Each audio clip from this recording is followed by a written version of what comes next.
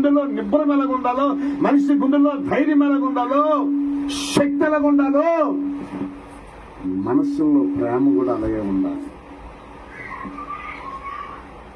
అది నిజమైన భక్తి, అదే నిజమైన భక్తి. మనకు అనుగ్రహింపబడిన పరిశుద్ధాత్మ ద్వారా మన హృదయాలలో దేవుని ప్రేమ కుమ్మరించబడుతుంది. హల్లెలూయా, హల్లెలూయా. ఇది ప్రేమ రాజ్యం. దేవుడు ప్రేమ అయి ఉన్నాడు. దేవుడు ప్రేమ అయి ఉన్నాడు. దేవుని అర్థం చేసుకోవాలంటే ఆ ప్రేమ నీలో ఉంటేనే నీకు దేవుడు అర్థమవుతాడు. కాబట్టి మనుషుల్ని ప్రేమించండి. దేవుడిని ప్రేమించినోడు మనుషుల్ని ప్రేమించాలా. ఈ రోజున మన దేశంలో మతాల్ని కులాల్ని ప్రేమిస్తున్నారు కానీ మనుషుల్ని